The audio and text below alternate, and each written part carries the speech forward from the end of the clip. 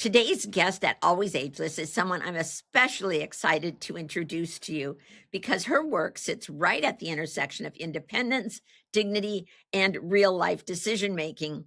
Joining me today is Jennifer Lind, a realtor, a senior home coach, and the founder of Positive Path Senior Services in Bulverde, Texas. Jennifer specializes in helping older adults and their families navigate one of the most emotional and overwhelming questions that we face. That's what's the next right step for where I should live? Whether that means aging safely in place where you currently live, downsizing, relocating, or simply planning ahead so that the decisions aren't made in crisis mode. So, what I love most about Jennifer and her approach is that it's not rushed, it's not fear based, and that's not her personality anyway. And it's not about being forced to make a move, it's about creating clarity, preserving independence, and honoring a person's life, their home, and their legacy. Her passion for this work comes from her own personal experience, being the daughter who had to step in, like many people have, and many of you who are listening today, you've had to step in during a serious family health crisis involving cancer, strokes, dementia, Alzheimer's. She knows firsthand how overwhelming that is when families are suddenly forced to make decisions with little preparation. Today, through Positive Path Senior Services, excuse me, Jennifer helps families avoid the stress by planning ahead. What a good idea. Asking the right questions and understanding their options so that transitions feel well thought through instead of traumatic. So, this is going to be a really valuable conversation for anyone who wants to stay in control of their future. And don't we all?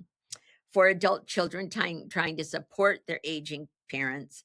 And honestly, for anyone who feels that growing older should come with options. And why shouldn't it? Jennifer, welcome to Always Ageless. We're so glad you're here today. Well, thank you, Valerie. I'm so excited to be here and honored to be asked to be on your awesome radio show. I've listened to a lot of your other guests, and I'm always Oh, that's impressed. oh, that's And nice. and it was wonderful meeting you in person too a couple times. So Yes, yes, we have met, haven't we? We've got yeah, some mutual friends and mutual groups that we're in. You have, Jennifer, a very interesting journey from healthcare to education. You've been a special eds, I think, a teacher, and you've been a someone who's dealt with people who have special needs. Postpartum, yes, yes. So you have lots of experience with people who are in crisis and emotional situations. So we want to have you take us back to the moment when you and your husband decided to leave your home of 22 years. What did that teach you about seniors really during a transition?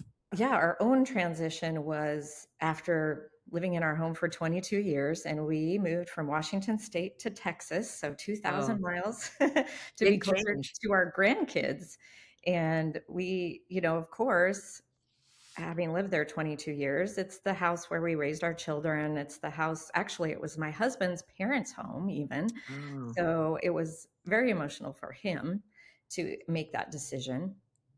But ultimately, we did. And we had an attic full of stuff, and we, of course, and lots of things to deal with and to change. And so, yeah, moving us, that was definitely um, something that comes to mind even now, in picking the home that we moved into, in leaving our home, driving away for the last time was very emotional.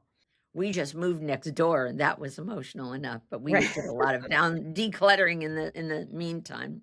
Right. So let's talk about, your mom. Your mom is in memory care, is that true? She is. One of the stories that brought me here to working with seniors, she was living with my stepdad back in Washington State, and they were of the sort, or my stepdad was of the sort of, you can take me out of this home in a pine box and we're staying here forever. And they made a pact, or never, don't ever put me in one of those homes. Oh, And but it was a 5,000 square foot home on oh 5 god. acres. And so they were, and then my stepdad had progressively worsening dementia. So, and my mom was caretaking him, and Oh, eventually it got bad, but then he had a medical event and was sent to the hospital, which really spiraled his dementia further.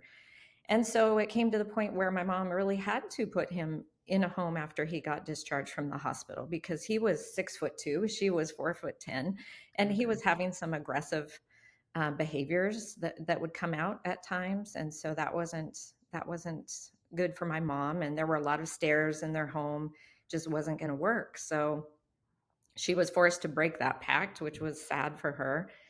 And then eventually he did pass after a few months. And she was going through the grieving process. But then we realized, wow, she's got this huge home with all, she can't maintain it by herself. She was just, and she was actually not even on the deed of the home, so it was actually his, and it needed to go through probate. So we really had to Okay. move swiftly and tell her, we have to move you down to Texas. My sister was in Montana and I was in Texas, so we moved her quite swiftly. We tried to, let her make her own decisions. She wanted to do independent living, but we were realizing in the course of all of this, she had signs of dementia. So we thought, okay, well, we'll get her moved down here. We'll get a diagnosis. We'll figure things out. But I tell you, the move and the grief and getting here, and she actually got COVID when she came down Oh, here on the no. plane and hospitalized. So all of that, it made it so she wasn't able to move into independent living. We had to immediately go to assisted living because she was getting lost in the parking lot, trying to cross streets in the heat. Oh, And then even after assisted living, a couple months there, she had a major break where she had hallucinations, delusions. I had to run there at 2 in the morning and try to calm her down. She was trying to leave, and so they said I think it's memory care time. And so all this happened within 4 months. oh Um, gosh. yeah, of her moving here. So it was quite the stressful time. Um, and she's still there, and she's doing well. They have, it's kind of her little safe space. They've got a nice little patio area. They've got activities. She has some friends there, and the caregivers there are really, really wonderful to her. So and I visit once or twice a week. And And this was your mom, yes, my right? mom. Yeah, this was your mom. Yeah. Well, yeah, that's a lot for any family to deal with in a short period of time, gosh. Yes. And especially when she was committed to that house, and she felt that Right. they had It made a commitment to each other that they weren't going to leave. Right. It was a beautiful home, and they did the best they could. I mean, my stepdad was 84 when he passed away, so I mean, they were there quite a long time. So But 84 isn't really that old. Tell us, Jennifer, so let's just we're gonna jump around a little bit. So tell us, what is a senior home coach? What was your journey to had you already started your journey working with seniors when this happened, or did this kind of bring you into that realm? that kind of brought me in more to that. When I started real estate, it was more just to support people, because I had been in supporting roles before. Like you said, I was a postpartum doula helping new families with babies, and in that kind of vulnerable times in their life, the transition, when they didn't have the support, maybe their parents weren't close by, their husband had to go back to work. And I just loved doing that. It just became too many overnights and health issues, and then supporting special ed students and their families and the teachers. I was an assistant, and I had even a special group. I taught. These were middle schoolers, so even more challenging. I was teaching the special ed students social skills. So Well, it's kind of that's a useful. challenge. Yeah. Yes. The challenge to teach They taught me. anybody, let alone special ed students. Yes, they taught me a lot about not having expectations about what's going to happen that day. Yeah. So, but anyway, so having those times in my life where, that's where I felt most successful, is supporting people, connecting people, helping people in times of transition. So when I became a realtor, I thought, this is really for me. I want to help people find their homes and help them through that transition. And then having that experience with my mom, and then I did have an experience with my dad and stepmom as well, where he had She had major cancer diagnoses for 5 years. He had a major stroke. And come to find out, because we lived 3 hours away, that their home was completely in a hoarding situation that we did not know of. And so the stress of trying to make a pathway just from the bed to the bathroom so he could come home and start, fit his walker to the bathroom was just overwhelming stress on top of the grief. So much so that I even had my own heart event and had to go to the ER because of the stress of traveling back and forth and the stress of their home being a mess and trying to fix that in the midst of grief. And so I wasn't even able to be there when he passed away. Oh, So just these experiences where you realize also that their home had a lot to do with the stress that impacted us. Not only myself, but my stepmom and my sister. Had they been in a smaller home and one that was not full of stuff, that transition for him home, that our support for him might have been better. So I learned these things along the way. Learned that my stepdad and my mom, they really maybe should have come up with a plan B for, what if something happens? What would we do then? Should we be in this large home, or should we downsize a bit in case something were to happen? So being a senior home coach, I love the word coach because that means it's all about the transition. It's not about the transaction. It's not about rushing to get that home sold or to fix things. It's about where they're at, meeting them where they're at, listening, having the patience to guide them through the process, and honoring their emotions along the way. it is, and we're fortunate to be and have that designation. Both of us have earned that. So I know that you were listening to you. You're inspired by your family crises. What was it like being the daughter who had to make those decisions quickly? So I'm always I'm the go-to kid, right? The I one can that relate. I can relate. the one that has the power of attorney, the medical directives, everything. I'm the trusted one. Even with my stepdad, he had 3 sons, but boy, I was on his. I had no idea actually. You were on speed dial, huh? I guess. So I didn't realize that until that happened, but I was able to take charge when he was incapacitated. So really, it is stressful, because everybody else has their input. They want to see that you're doing things right, and maybe they have a different idea of what you're doing, but all in all, you have to honor what their wishes are, and part of that responsibility is really saying, what would this person do if they were here, if they could communicate, what would they want to happen? And some of that involved really heavy decisions. When my dad passed away, my sister and my stepmom and I had to make a horrible decision, because besides the stroke, he was having circulation problems to his feet. They tried to do some surgeries to get circulation down there. They tried all these surgeries for hours and hours, and ultimately they said, well, it's either we amputate both legs or we let him pass. And so that's a horrible thing for people to have to decide. And so, but luckily we all had the same feeling. I mean, he was a pilot, he was a basketball player, he was in bands, a bluegrass band. And ultimately luckily he had a medical directive that said, I don't want to be living incapacitated with, no function of my body. So we were able to make that decision for him on behalf of him. It's hard being the only one, and I know that you want to include it's I know in my case, I'm going through some of this right now. You want to feel that you've included your family members, but sometimes they don't want to make the decision. They want you to make it, and you just hope that after you've made it, that everyone's going to think you did the right thing, right? And sometimes it's prompting people to get things in order. When my stepdad had dementia, my sister and I assumed my mom had a will and her directives in place. She was 76 years old at the time. And I said, oh, I just inquired about it. She said, oh, no, I don't have any of that. So I said, okay, let's go to the elder law attorney and get Yes. this put into place. And luckily we did before we had to make decisions for her.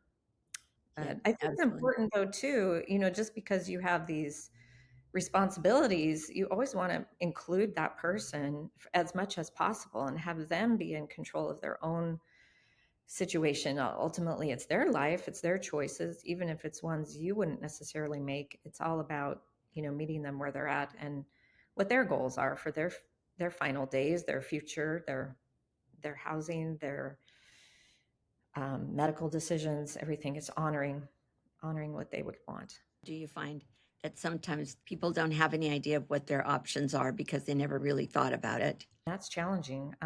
My stepmom she's still here and she's still in that big house and she's still hoarding things.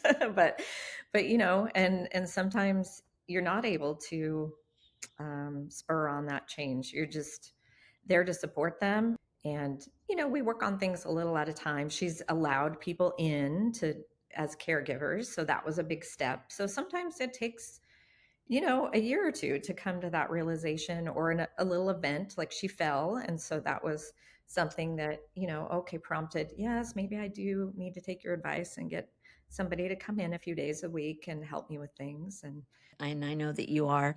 What's the moment when a family's realized, Jennifer, that they've waited too long?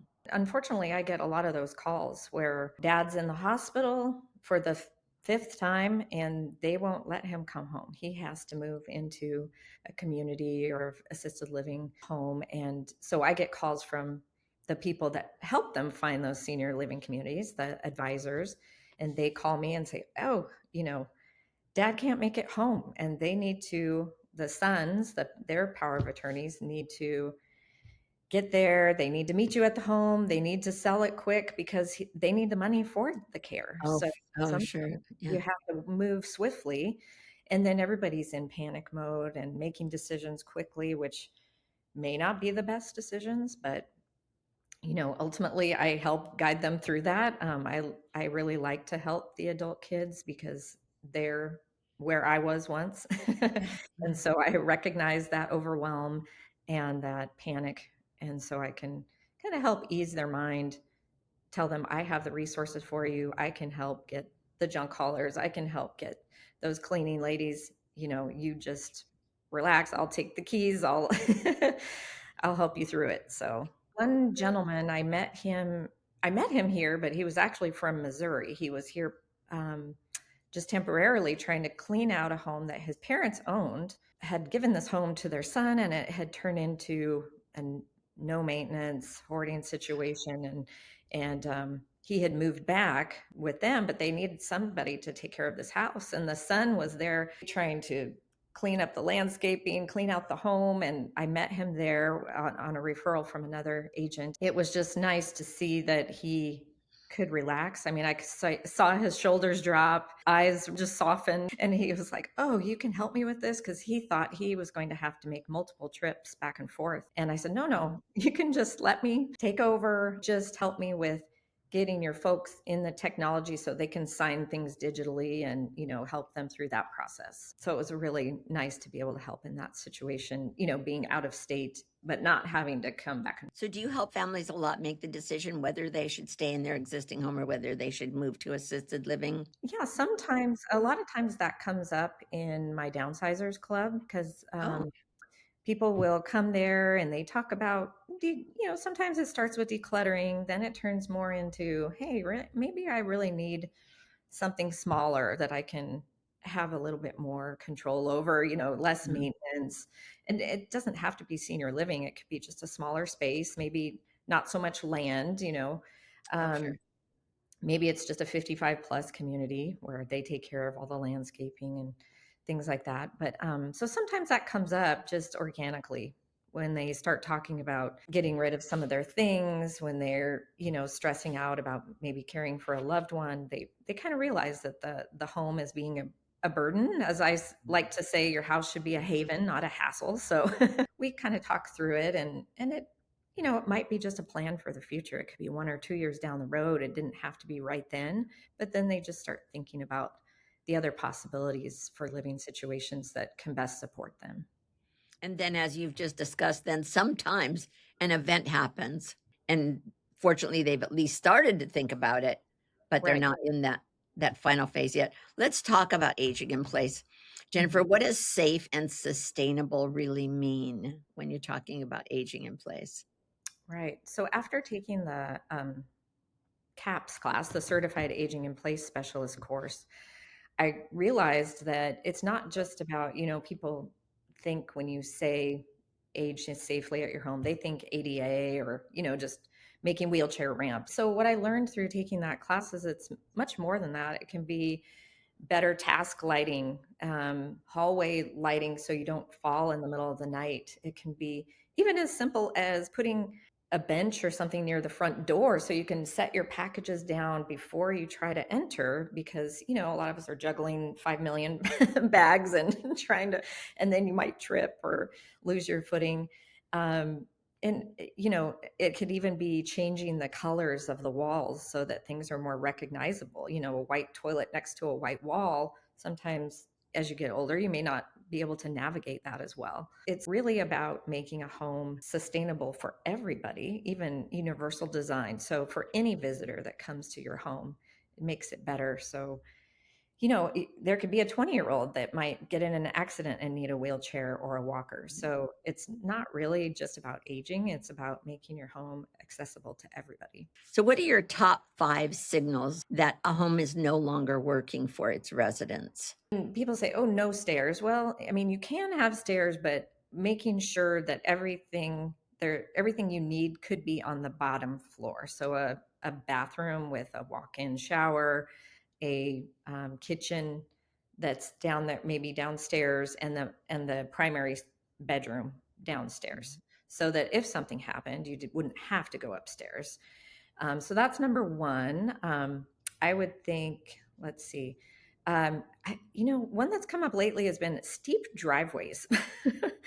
uh, Oh, yeah, because a lot of my some real estate clients that are in their maybe 50s, 60s, they're looking at these homes and they have really long, really steep driveways. And I kind of, try to alert them to the fact, well, hey, how are you going to get the garbage cans down and back? Or, good because that was question. one thing that affected my stepdad. I mean, theirs was steep and it was long, and it was getting hard. We'd have to go over and do that for them.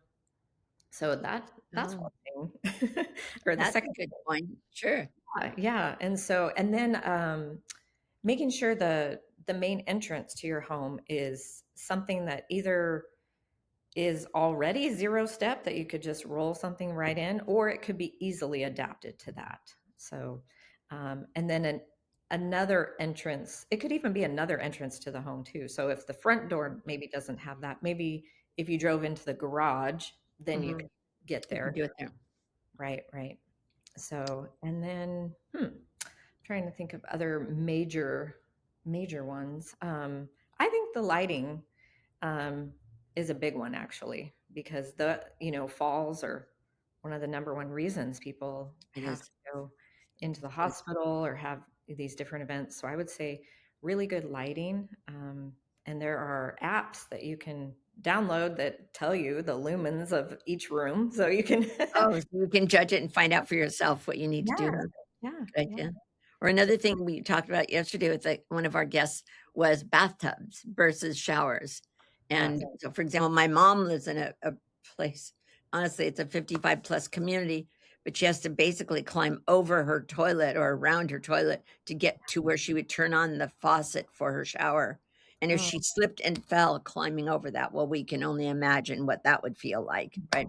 It's like, mhm. and because she has a shower door, so it'd be on that shower door track. So it wasn't designed very well, and that's really something that we have to think about, not only just a shower, but how does it work, and I see people and do you see it more often now where you live in Texas, where you guys have so much space, that a lot of the showers actually now don't even have a lift on them. They're Right. at the floor level. Flat. Yeah, which is great. You just have to have the right drainage for that.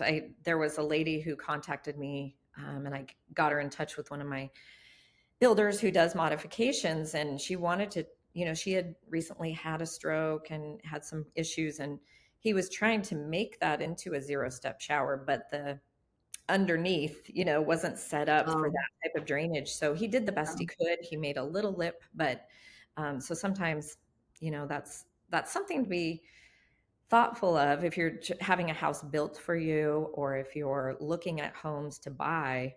Not just, oh, is it that way now, and thinking, oh, I could modify that later, but maybe not. Maybe you wouldn't be able to. So maybe Right. something Yeah. more to investigate. Yeah. And I think it's important, as you well know from your studies and your experience, where you locate the fixtures for turning on the faucets and the grab bars, and where you put them in the shower. And like in Yes. where my mom's is, I mean, they're totally on the wrong end. It's just Right. almost useless. It's pretty. Yeah, Um, a lot of times they'll put grab bars in weird places, or just on one side. And mhm. in the class, we learned about drop down grab bars, which I think is a great idea. So you put some wall blocking behind the toilet, and that way you can have these bars that come down on both sides only when you need them. Oh, So, right. Correct. yeah, Correct. yeah. So I Right. think So they that's the kind of better form a idea. frame around you. That's a great idea. Yeah, I Great think so idea. And they're too. called drop down. Yeah, drop down grab bars. So, and you can put wall blocking in your home before you even need them. So you can, Sure. the whoever's building them, or they can put the heavy duty, because sometimes people put the grab bars on walls that don't have I know. anything And then they just break off. back That's on. not a very good idea. So Mhm. how do you handle the emotional part when you're dealing with a family? Their legacy, their independence, their fear of losing control. They just they just feel that everything's being taken away from them. My mom says, "Wait till you're 106 and you don't have control over where you want to live anymore." Right. Yeah, the emotions are. So how do you handle that?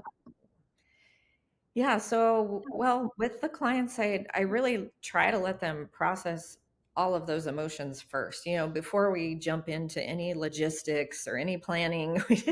Let's talk about where you're at emotionally. A lot of the emotions come from the stuff, from their things that they have that they're emotionally attached to. So I try to think of alternative solutions for them. So, like, for example, in a downsizers club, one lady came in, she's like, I just don't know what to do. I've got this stack of really beautiful handkerchiefs that my grandma passed to my mom and my mom passed to me, and I just don't know what to do with them. I feel like I need to give them away, but I don't really want to. And so, you think of things like, hey, how about, I'm a quilter. So I said, how about you take all those pieces and you can make a beautiful quilt out of that. And that way it's something you use. It's something you Mhm. can maybe Great hang idea. over a couch, and it's not just holding on to something. Or maybe it's giving away some things before you pass. Everybody's trying to think of, well, who gets what when I die, but Sure. but maybe it's, hey, like, for instance, my husband's aunt had a sewing machine that was just sitting in the corner. She hadn't used it in years, but she learned that my daughter was making clothes, and she'll get stuff from the thrift store and modify it, or she'll make curtains and all of that. And so she gave that to my daughter as a gift, while she was still living. And my daughter was so happy, making all these things. She still has it today. And Oh, it can make somebody happy to give those things up, even, and just see the joy in other people while they use it. So thinking out of the box like that, and just taking things slowly, because really they want to have control, and that's perfectly fine. It's their life, it's their journey. I'm just there to support them. yeah. So, and making it some things available for them to document their legacy, because that's important to them, right? They want to Very they much want so. people to know what their stories. And so there's great tools like Memento, where you can document your story. You can just record it and it turns it into a story. There's Artifacts, that website where you can Yes. upload your items, tell the story behind it, Uh-huh. check in with relatives, see if they'd like it or not. Because a lot of times we get those items, we don't really know, well, why was this special? Why did they hold on to it? Or that picture that has no date and no name on it. And so Yeah. you have no choice but to throw it away because you have no idea what it meant. Yeah. So, But some of them do mean something. We were yeah, down doing something the other day, and my sister said, "Oh, Don't get rid of that. That's where we had the Waldorf salad every Thanksgiving. Right. Okay, Susan.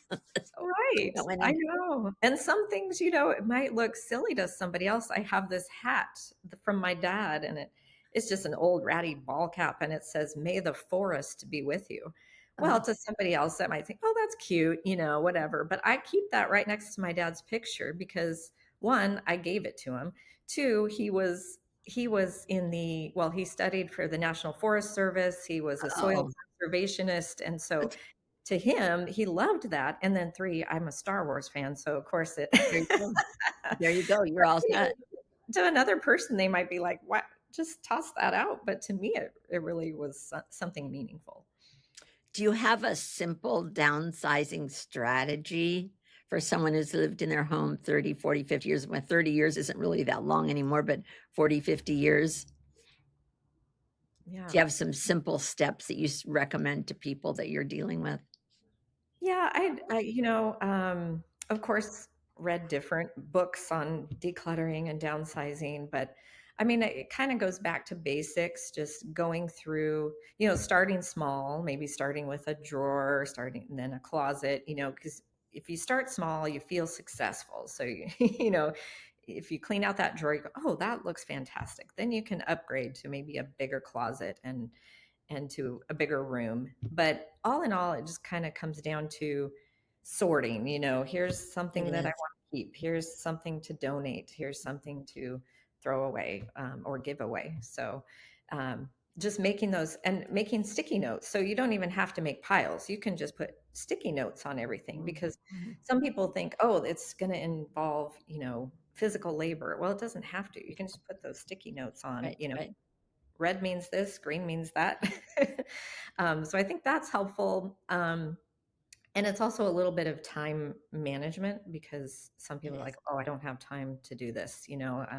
One of my downsizing guests, her husband had dementia. So she was a full time caregiver and she just really felt like the only time she had was when he was sleeping. So, but Mm. she learned to kind of set a timer. Okay, I'm going to give 10 minutes to decluttering and organizing while he's sleeping. And so it didn't take up her entire time, but while he was napping, she could accomplish some of the things she wanted to get done. Or for those of us who have a really short attention span, Right. and I can't concentrate that long, but I Yeah. could for 15 minutes, I could do this, I can do this drawer, I could handle that, right? Right. Yeah, We it's could an do that. overwhelming task. I mean, my sister and I just went through my mom's whole storage unit, because we thought, well, why are we paying for the storage? We need that money for her care. And it was a You're right. lot of stuff because we thought she could do independent living when she moved here. So but it was, it took us a good solid week of Oh, I'm going through sure. all of that stuff. Oh, And, I'm sure it because did. memories come up and you talk and you do all the things and you have to allow yourself that time. It can't just be go, go, go, get it done. Jennifer, do you have any suggestions for people who are dealing with a situation where a child wants to be the boss instead of just being a support person? Yeah, I do hear a lot about some kids, a lot of I guess older adults, they're in that sandwich generation. They have kids, they have They maybe are. grandkids, they have a Yes. job.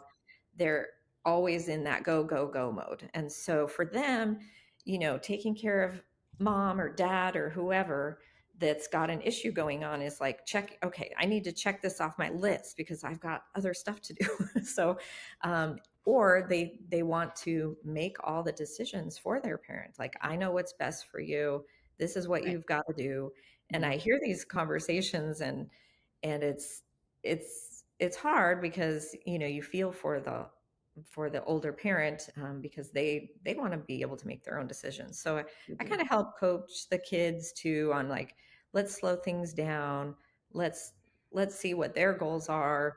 Let's see where you can help, but not take over. So I think that's Right. important to just like you're there as a support and a guide, just like I am, and to find resources to do some of the maybe the physical stuff, but not to take over. Because ultimately it's still their lives. Right, right. It's their And story, their journey. it is, it is. And it's so painful for me to see family situations where the the aging parent is treated as though they're not even in the room. Right. Or they're treated like a kid that Mhm, needs scolding mhm, or telling them what to do. mhm, mhm. Yeah. Yeah. I think our friend Sam Craddock says that in a nice video where it's like, you're not going backwards. You're an adult that's getting older. You're not reverting to it being a child. And nobody Right. wants to be treated like a child or told what to do. That's right, and Sam also teaches us that we shouldn't treat our aging parents like children, because Right. just because they turned 65 or 75 or 85 or 95, that doesn't mean that they're a child, they just are in a different stage in their life, Right. Right. They and might that need is some that is help. so important. 'Cause I Yeah. think we see you and I see, uh, you know, adult children who honestly treat their parent as if the parent doesn't know what's good for them or what they should be doing. Right. And and sometimes you do have to make decisions. I know you deal with those kind of situations as well, where somebody does have to make a decision. And we just had to make one. I wish it could have been different, Yeah. but it wasn't. And so sometimes you have both sides of it. Right. Even with my mom in memory care, I mean, you get choices, right? They have choices. They want to do things a certain way, and Um, sometimes it's kind of weird, but you just let them, mhm. but I think it's what I really like about where my mom is they treat them with dignity. I mean, even when they're dining, they bring around hot towels for them before they Oh eat. my goodness. Well, And that's nice. yes, and they give them a choice. Would you like this chicken dish or this fish dish or whatever it is on the menu? Would you like cranberry juice, water, or, orange juice? And my mom will say, I want cranberry juice and water, please. So they still know what they want. They do. They And they do. need choices, not just something, a plate of food shoved in their face. They still Yes. need dignity and choices and control. Yeah, that's true. That's very, very true. Let's talk about your credentials Okay.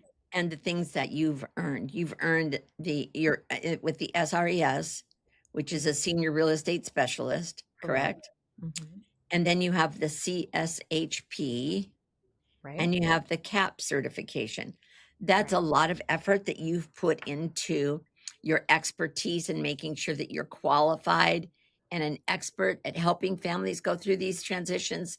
So talk about the difference between those designations, and why should someone work with someone with those designations or not, or just a regular realtor, or somebody who doesn't have them. Why is that important?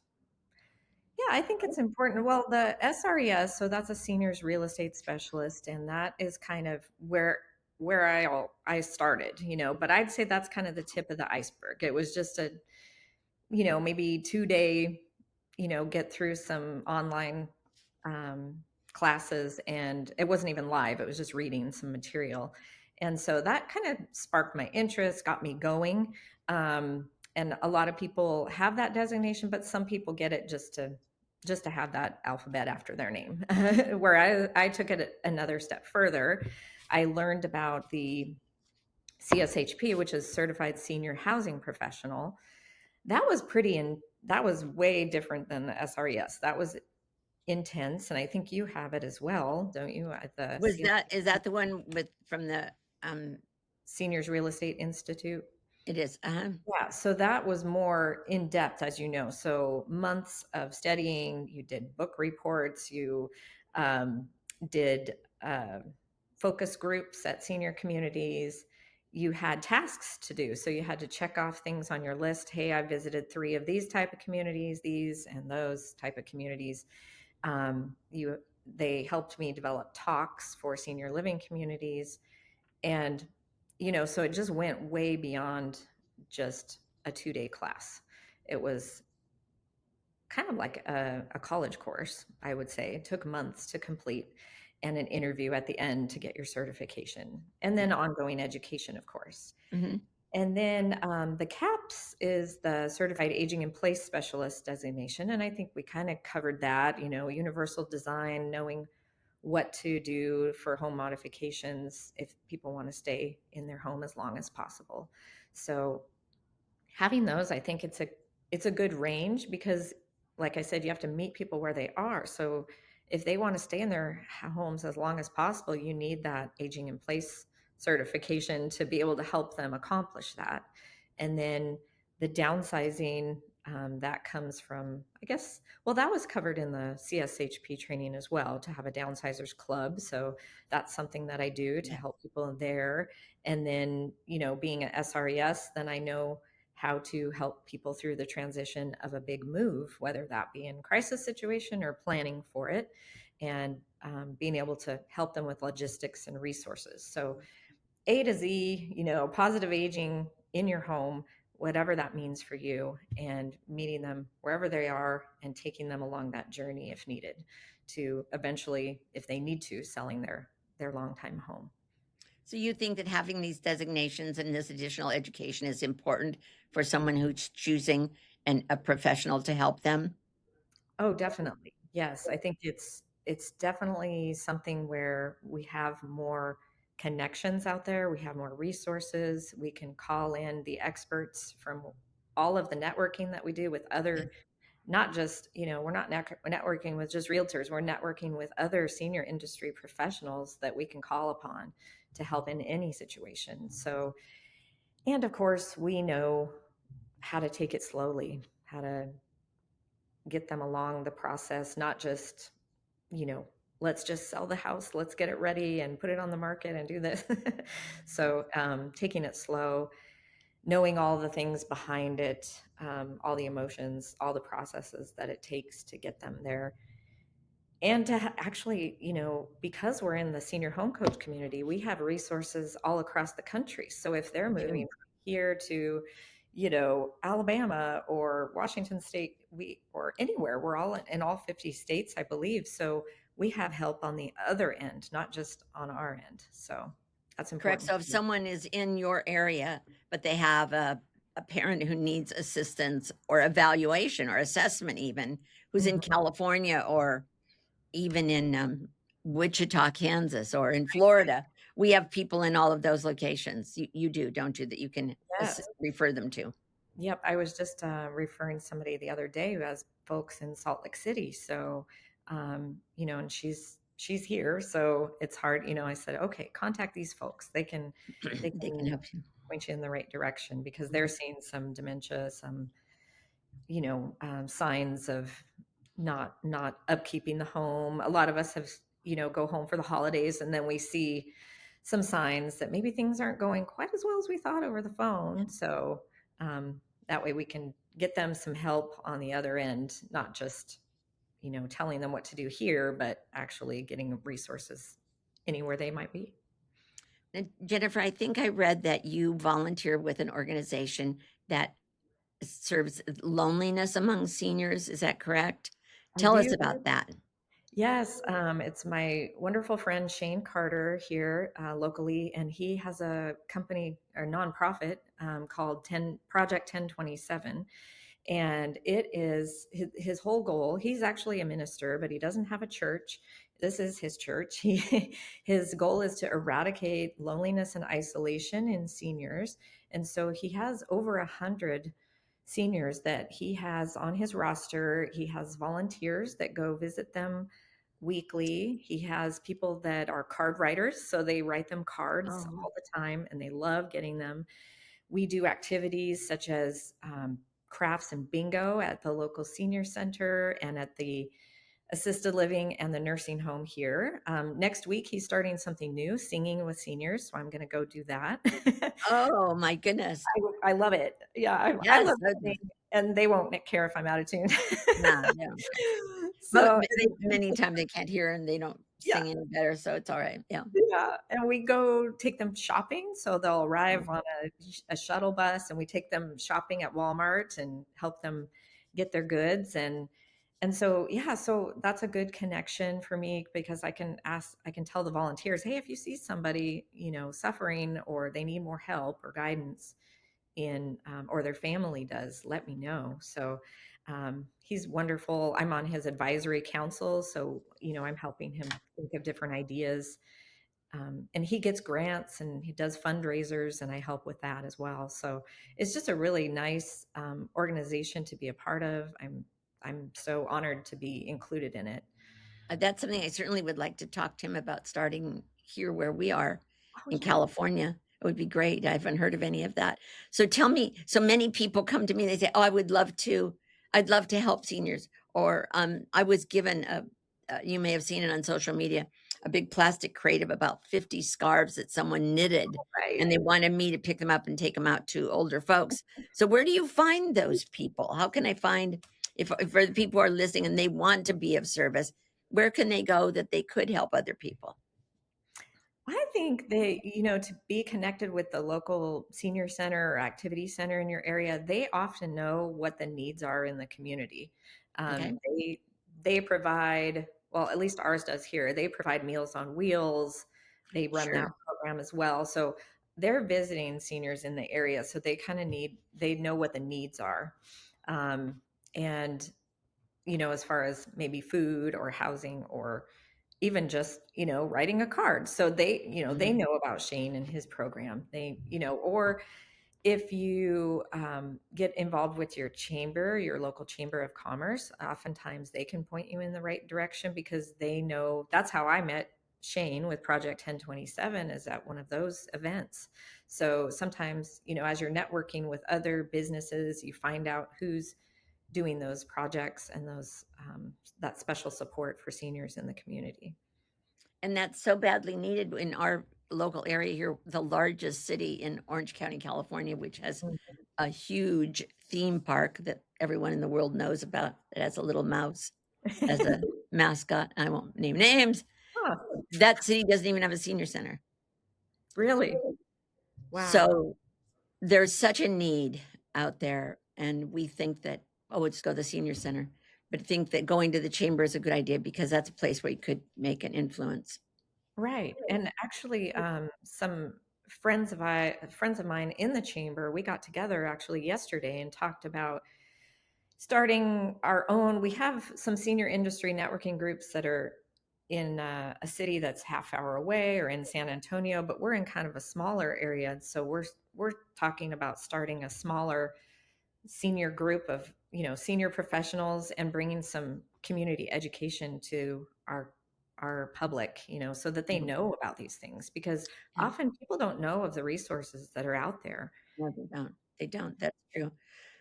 What are some of the trends that you see, Jennifer? You're out there a lot and you're on these calls every day and you have these designations where you're in these groups with other professionals around the country, I know.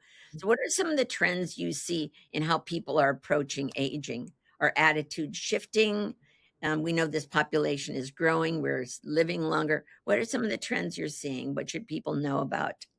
Yeah, I'm seeing a lot of when I go and sponsor events or things, I'm talking with people, and a lot of people are coming up saying that they are doing multi-generational living, so living with their folks, Yeah. or vice versa, living with their adult kids, and even grandkids. And so I'm seeing a lot of that. I think it has to do with um, just keeping family close, but also saving costs, because senior living is not not cheap. And so I'm seeing a lot of that. I'm also seeing a lot of out of the box thinking, as far as maybe living with a group of friends, like Golden Girl living. People Yeah. are, kind of finding resources that way. Mhm. In fact, there was a lady in Dallas, not too far from here, that with her retirement, she bought a bunch of land and put sites on there. And it's for retired women or older women to come, and they can bring their either tiny home or their trailer, and they each have a little space, but they also have this little community, and it provides safety. Maybe it's for those people that maybe don't have family or they're solo agers. So I'm seeing a lot of unique ideas, which I think is Mhm. great. Mhm. It's not just, okay, it's either stay at home or go to the nursing home. I think that was kind of the thought for a while, but people are really starting to think out of the box. It was, and for people who are older, like my mom, they think everything is a nursing home. I don't wanna go to a nursing home, but Right. the new community, the assisted living communities, Uh, independent living, they're not at all like what we used to know as nursing homes. right. They're like, as they say, cruise ships on land. They have hair Yeah. salons, they have movie theaters, they have I all know, I these know, activities, I know. adventures to go on. So a lot of people. kind of wish they had moved into those places sooner because while they were still active, because there's so much that they can do.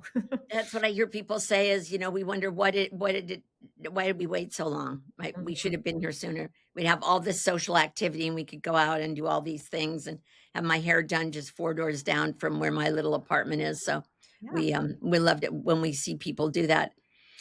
So what are some of the things you would like to accomplish in your work with seniors in the next 5 years or so? What are some of the things that are important and close to your heart that you would like other families to know about?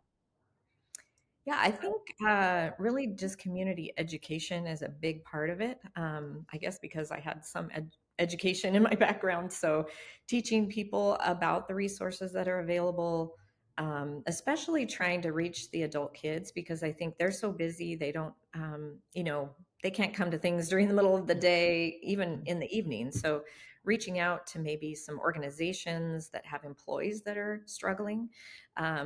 That might be a start for the future for me to connect with those um, like HR representatives, try to get some help in there, almost like their health and wellness programs, right? Because it does, a lot of people take time off. They They do. can't be at work often because they're trying to juggle their parents' health problems or living situations.